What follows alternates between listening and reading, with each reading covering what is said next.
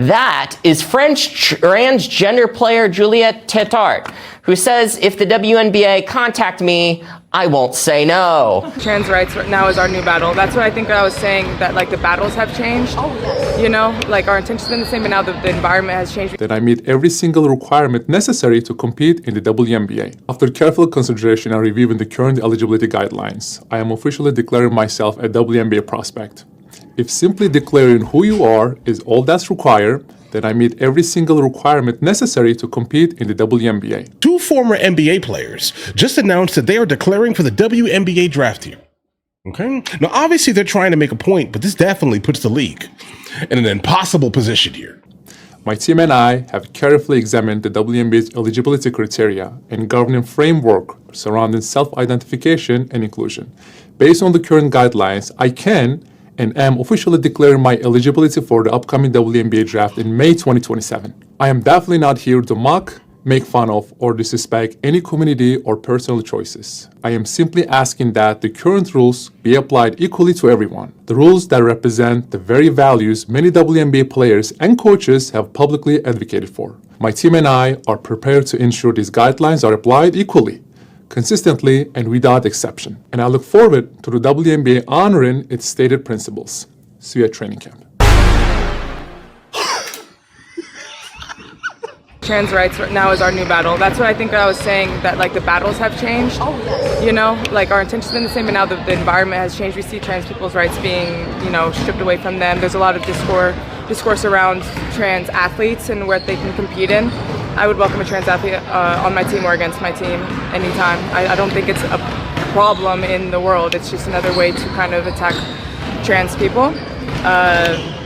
You know, we've seen players like Lasia Clarendon who stepped into that forefront and have been brave enough and courageous enough to kind of step up. So I guess that's the next battle that we have to fight as athletes. Oh, no. Look at what you did, girl. Look at what you did. You know what? As a matter of fact, go for it.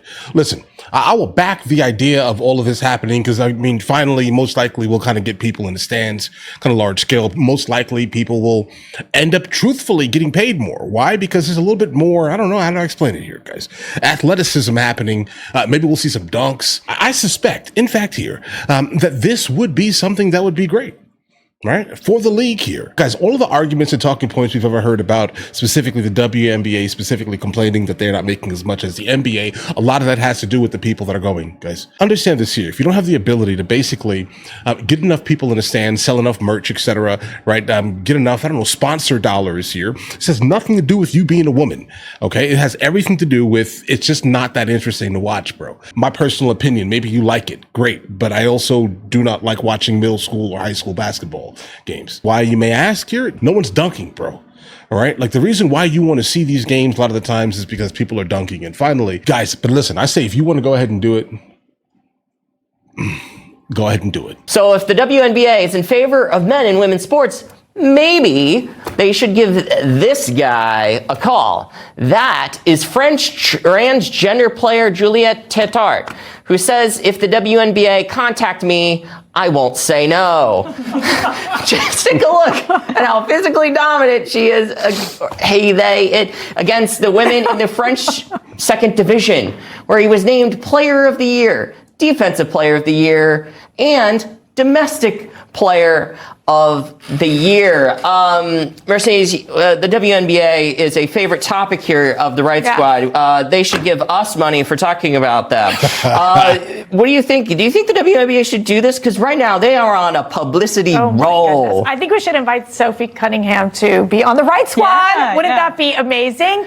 I do have to say, this is what's concerning, right? So for so long, women have fought for equal rights in sports, you know, through Title IX, and to know that first of all, vast majority of Americans do not agree with biological males playing in women's sports, and now you're seeing the fact that the WNBA, they really are treading very carefully on this, but I wouldn't be surprised if they move forward and start accepting transgender individuals to play. Matt, they are flying really close to the sun here. You and Mercy have 5 daughters. What do you think about this turn in women's sports? So we spent some time in France lately. I didn't see any French men who were as ripped and physically intimidating as that player is.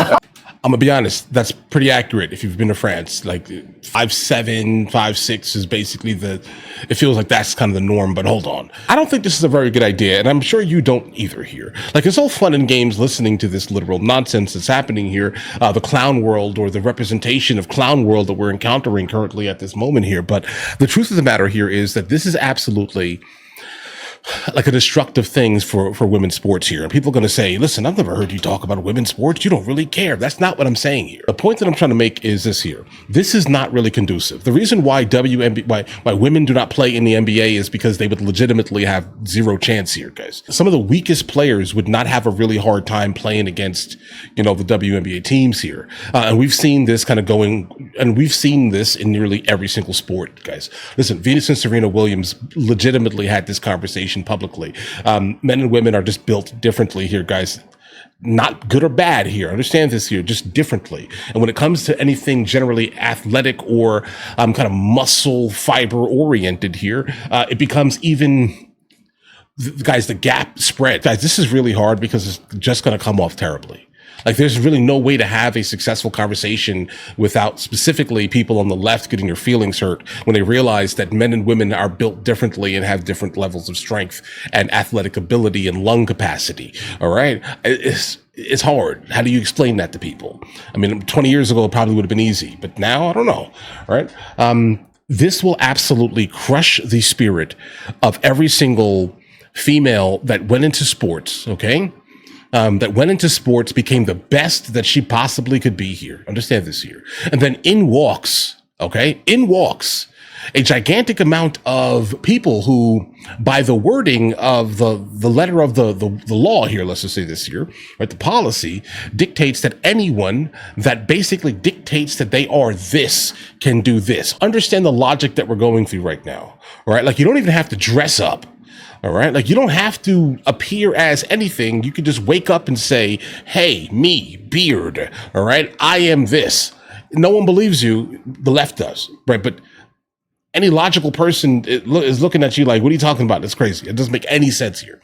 But of course, if they're going to go by the letter of the law, letter of the policy, they're definitely going to they're going to have to almost allow a good amount of like failed, washed up, NBA prospects or retirees, let's just say this year, to absolutely come into the WNBA, and it will in fact make a lot of money because finally it'll be interesting.